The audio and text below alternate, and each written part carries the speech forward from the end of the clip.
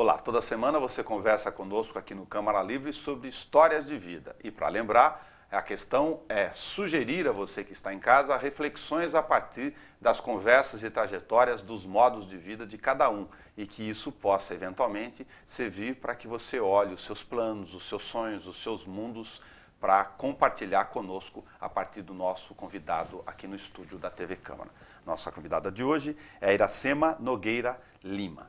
Iracema, uma perguntinha aqui da árvore genealógica do programa. Você já me contou fora do ar que o Nogueira Lima era do seu pai, muito comum a inscrição dos nomes apenas do lado paterno. Sim. Então, qual é o nome que não está no seu nome? É o Zotti, é o lado italiano, que é o da minha mãe.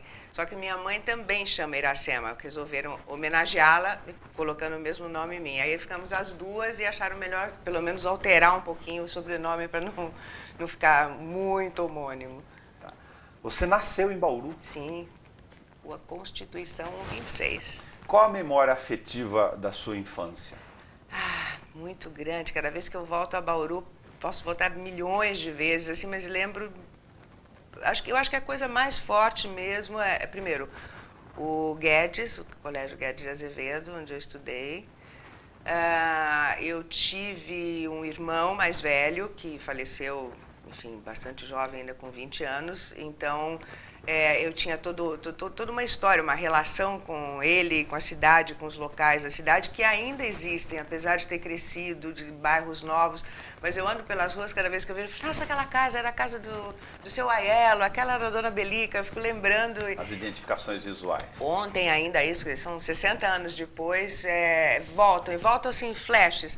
E essa semana, com a aprovação da proibição de carroças, que estava comentando você, do Renato Purini, lembrei de uma coisa, esqueci de contar fora do ar. Eu passava, meu pai acho que tinha o primeiro carro, que era uma Rural, Willys, e a gente vinha pela Bandeirantes, não me pergunte por que eu tenho essa memória tão forte, e passamos por uma carroça, e aí, sei lá, os cavalos, os burrinhos estavam muito sobrecarregados, eu lembro, eu era tão pequena, eu acho que eu estava assim no carro, e olhando, morrendo de pena disso. E passou, nunca mais lembrei disso, ontem, lendo a matéria, mas voltou esse flash, assim. Então, é engraçado, essa questão de raiz, eu acho, da cidade, onde você passa a tua infância, né? Eu acho que é muito mais forte do que tudo que você faz depois na vida, ou onde você mora, ou venha morar no futuro. Não apaga. Aí, aos 14 anos, você foi com a família, enfim, para São Paulo. Sim. O choque inverso também para as pessoas que já conversaram conosco aqui também é gigantesco. Quem saiu, por exemplo, da metrópole e veio para o interior, guardada a proporção no tempo, que se isso aconteceu há algumas décadas, Bauru não era esse tamanhão que tem aqui de cidade de porte médio. Você foi no sentido inverso. Teve choque na relação cultural com São Paulo à época? Olha, eu acho que eu fiquei mais deslumbrada. Porque sempre, nessa fase de adolescência, ou pré-adolescência praticamente, eu frequentava cinema a todos, né? O Cine Bauru, o Cine São Paulo, BTC, todos os dias da semana, cada vez que mudava o filme. Então, por exemplo, chegar em São Paulo e ter uma infinidade de cinemas e filmes e teatro, coisas que naquela época era bem mais difícil em Bauru. Eu acho que eu me encantei muito pela cidade. E ainda me encanto, se bem que eu não usufruo, assim, 1% do que ela oferece. Isso é normal, né? Mas, para mim, naquele momento, foi assim, abrir uma janela para o mundo. A adolescente Iracema depois foi fazer teatro e enfim, fez formação de atriz. Acabou sendo uma conexão com as suas vontades internas à cidade. Pois foi. Na verdade, foi meio por acaso, e eu fui fazer teatro graças a um bauruense, que era o Eloy na época. Ele trabalhava como ator em São Paulo e a gente se encontrou, fiz um teste e... Isso tinha despertado aqui antes ou lá? Não, lá. Eu reencontrei com o Eloy em São Paulo e ele estava fazendo uma peça e falei, não, vamos lá, vai assistir o espetáculo. Fui assistir, terminado o espetáculo, ele falou, olha... Espera um pouquinho para a gente jantar, aqui não era o Teatro Ruth Escobar, né? Tinha vários teatros ali. No teatro de baixo está tendo teste para uma peça e eu vou lá fazer. Eu falei, legal, vou assistir. Falei, se inscreve aí e faz também.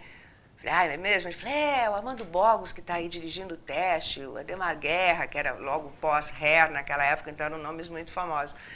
Aí falei, lógico, né? Lá fui eu, fiz e passei. E aí, bom, enfim, aí lógico, depois fui buscar um pouco de formação, mas enfim, eu não posso dizer que eu seja atriz. Eu estive atriz por um período e que foi extremamente importante, não só, foi uma abertura de cabeça mesmo, a convivência com pessoas como Ademar Guerra, como Oswaldo Mendes, o Escobar, Cláudio Petralha, foi uma... O que abre a cabeça? No seu caso, sempre, a gente aproveita a experiência de cada um para transferir para quem está em casa. A questão de visões de mundo, a questão de percepções... Eu acho que é de percepção, e eu acho que é uma experiência que todo mundo devia ter. Ainda que você não se profissionalizasse, entendeu? Fazer um pouco de teatro, estudar teatro, participar, é uma coisa que te libera, te abre muito, te libera de muitos preconceitos. Você tem uma convivência muito intensa com o elenco, normalmente você tem que dividir camarim com as pessoas, então, sabe? Não, tem que fechar o banheiro para trocar de roupa. Não dá, você está ali... então, isso vai te transformando como pessoa, e eu digo mesmo, eu seria outra pessoa, eu acho que, não sei se melhor ou pior, mas muito mais travada, se eu não tivesse passado por essa experiência, e naquela fase, com 17, 18 anos, que era uma fase muito importante, e convivendo com pessoas mais velhas, com uma experiência de mundo incrível, uma cabeça incrível, né, cultura, isso... Eu seria outra pessoa, isso eu posso te falar. E minha mãe sabe disso, eu comento às vezes com ela, olha, eu devo muito a ela porque ela aceitou. E não é fácil, né? Meio recém-chegado numa cidade grande, com uma filha, mulher, e, não, olha, vai fazer teatro e vai chegar em casa às 3 horas da manhã. Eu sempre falo, mãe, a senhora tem uma cabeça fantástica. Mesmo. Um outro recorte. Você usou a palavra preconceito, eu já vou aplicar ela na questão dessa missão sua, além de ser um trabalho atual, nesta fase. Por uma questão de formação ao longo do tempo, boa parte das famílias num país católico como o nosso, né, ou de bastante raiz com fé, também aproveitando um outro contingente significativo de quem tem fé do ponto de vista protestante, evangélico. Sim. O casamento, o sonho do casamento, ele está relacionado basicamente à fé. Mas existe uma gama de casais e de famílias que enxergam na cerimônia uma relação de fé, se for o caso, mas uma relação de compartilhar emoções e sonhos. Tem sentido isso? Eu acho que sim. E eu acho que mais e mais hoje existe essa parcela, tem crescido bastante, vamos dizer, uma alternativa. É visto de uma forma, enfim, a cerimônia é vista de uma forma, não sei, talvez menos tradicional, mais com a participação da família, de animais. Eu que sou louca por bichos, né? Num determinado momento aí que eu entrei na área de casamento, eu tive um serviço de acompanhante de animais em festas, e lava aliança e tal. Então, que é uma coisa que só pode acontecer se você fizer, por exemplo, num ambiente, sei lá, campestre, numa casa de eventos e tal. Não dá para ser dentro de um templo, né? E isso acaba levando a um tipo de celebração mais poética, eu diria. Se ela é mais poética, ela cabe naturalmente em uma série de sugestões não tradicionais do dia a dia. Como celebrante, você leva em conta como formato para você construir esse raciocínio na sua cabeça? É a história dos noivos, ou enfim, do casal, né? Porque estamos falando de casamento e falando de bodas também, que dá uma celebração linda, né? Sim, sim. Toda... Histórias já consolidadas. Exatamente. Aí participação de netos, bisnetos é muito bonito também. Mas a base de todo o conteúdo é o ser humano, é o encontro dessas pessoas na vida, né? Encontro de vida dessas pessoas que naquele momento tem um ápice, enfim, muitas vezes já vivem juntos, já têm filhos, não importa, mas eles resolveram criar aquele momento para uma grande celebração, para compartilhar aquilo publicamente com seus amigos. Então, toda a base da cerimônia é o ser humano. e celebrar o encontro, sem nenhuma preguiça aqui, de árvores genealógicas distintas da família, do conceito de família exatamente. entre si e dos dois lados. Claro, por isso eu sempre, quando converso com os noivos, eu sugiro, e aí fica a critério deles e das famílias, quanto mais as famílias se dispõem a participar da cerimônia, a dizer algum texto, enfim, fazer uma oração, ou participar das cerimônias, pequenos ritos que tem, é mais bonito. Aí realmente toca muito mais, porque eu acho que é a raiz da celebração do casamento, né? Que é essa união das famílias e daqueles dois seres, né?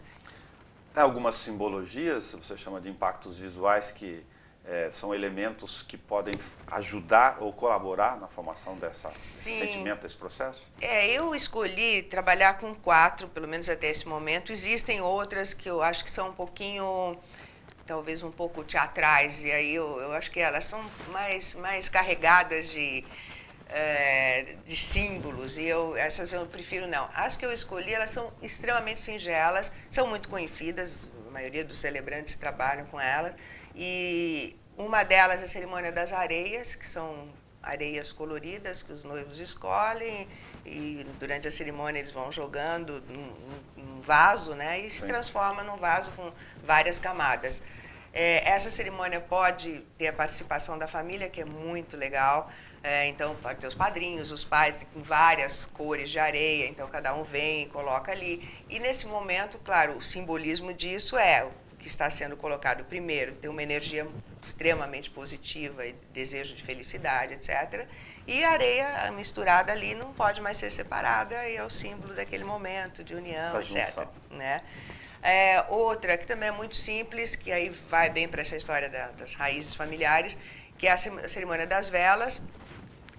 3 candelabros, a família do noivo e da noiva acendem cada uma vela, os noivos com essa vela acendem uma terceira. Então, aí puxa, acho que bastante as raízes.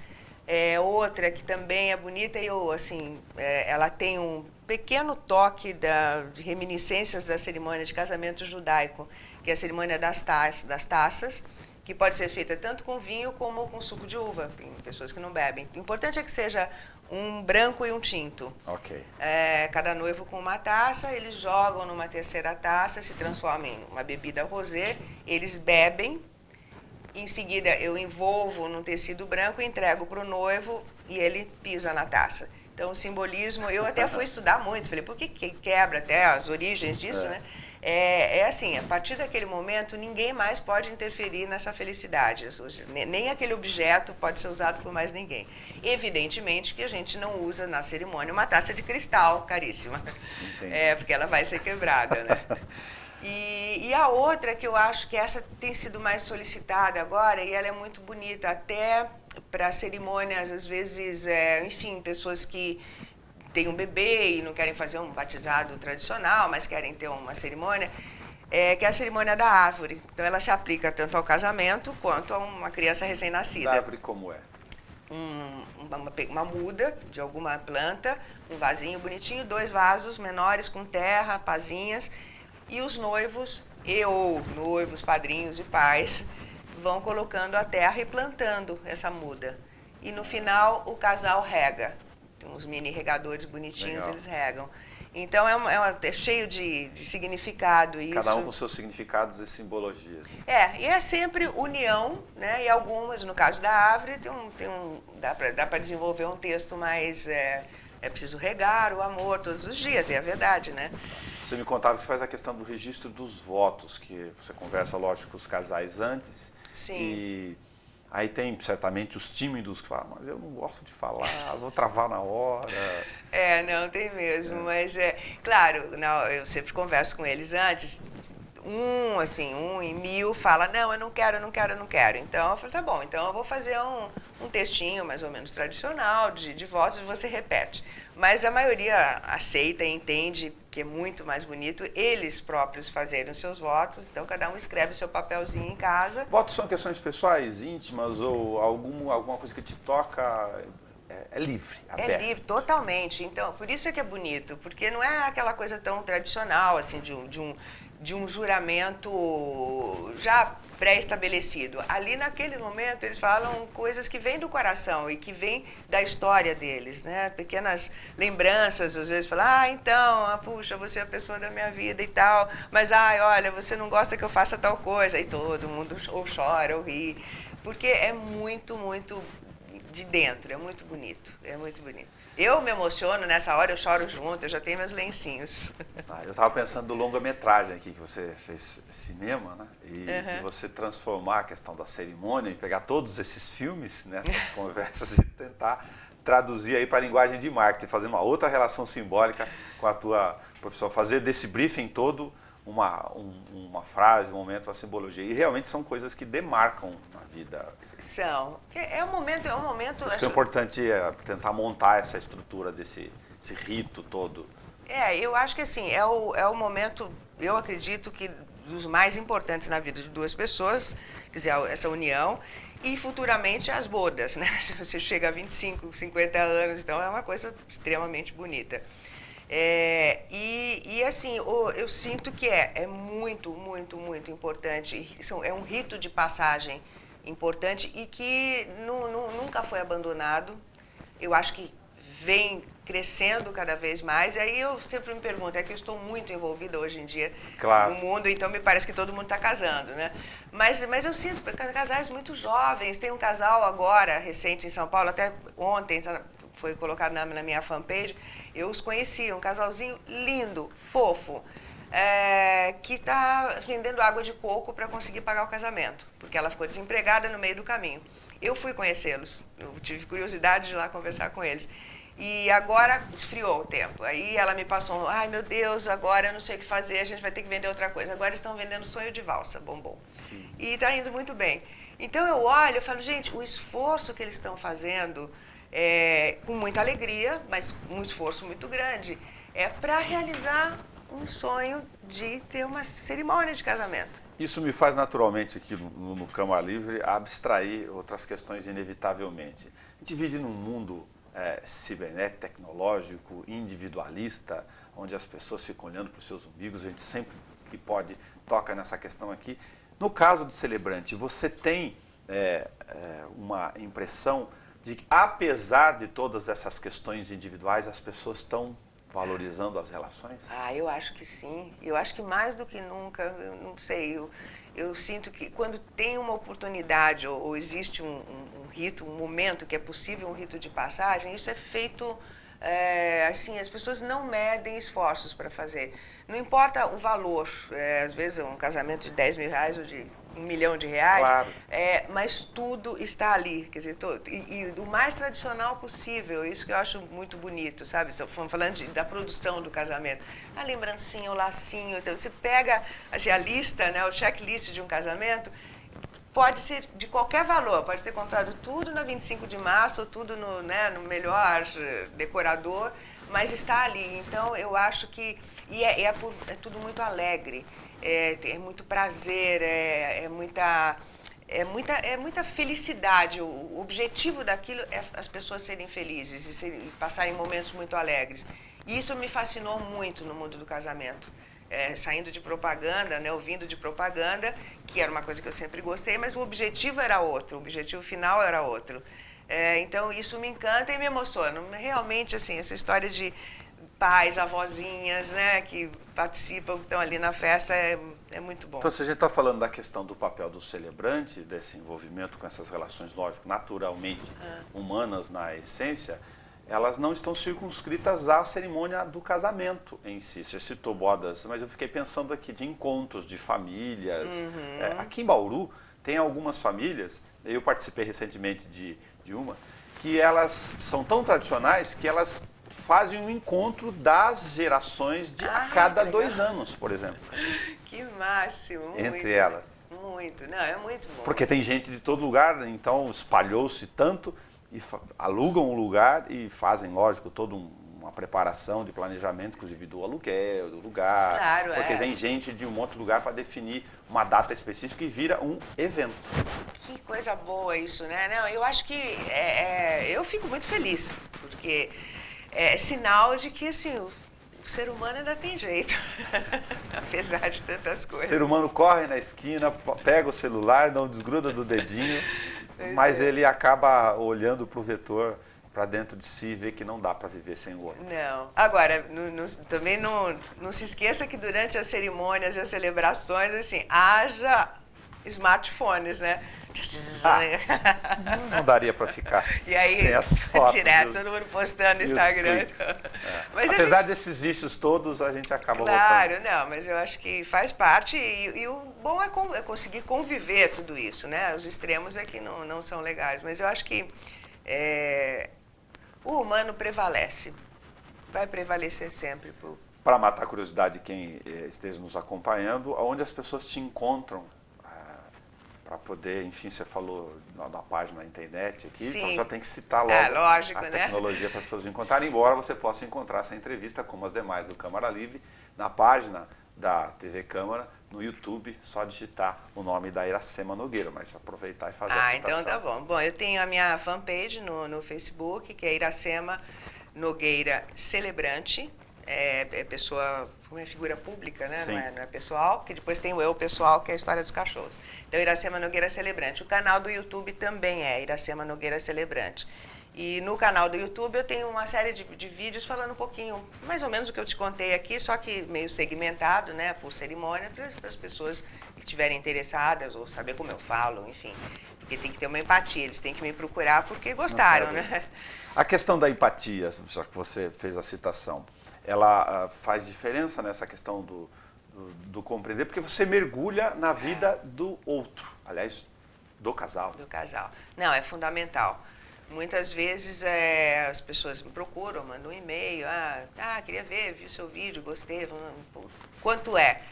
Gente, primeiro, vamos tomar um café?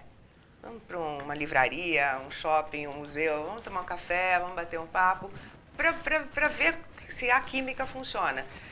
Principalmente da parte deles, porque eu mergulhar na história deles é muito mais fácil que eles me aceitarem na história deles, claro. né? Então, é fundamental, E eu sinto isso, porque, às vezes, anos depois, você ainda tem contato, você acaba virando um pouquinho da família, porque, sei lá, eu tenho uma microparticipação num momento muito importante, né? E se a minha participação conseguir, enfim, trazer um pouco mais de emoção àquilo, vai ficar marcado para o resto da vida deles, não tem jeito. E na minha também, né? E usando a linguagem aqui de signos mais objetiva, que essas relações se tornem longas metragens. Longas metragens, exatamente. Iracema, muito obrigado por você ter vindo conversar conosco aqui no Câmara Livre, falar sobre essa questão do celebrante, mas como a gente repete toda semana, nesse fundinho escuro aqui, fazer os recortes de vida, que talvez seja o mais importante do nosso encontro. Exatamente. Obrigada a você, foi um enorme prazer. Muito obrigado. Toda semana, na terça e na quinta, nesse mesmo horário, você acompanha as reprises no final de semana. Nos acompanhe pelo YouTube, se você se interessar em reproduzir ou passar para alguém ou conhecer esse programa, está lá na página da TV Câmara. A gente conversou hoje com Iracema Nogueira Lima. Até o nosso próximo encontro.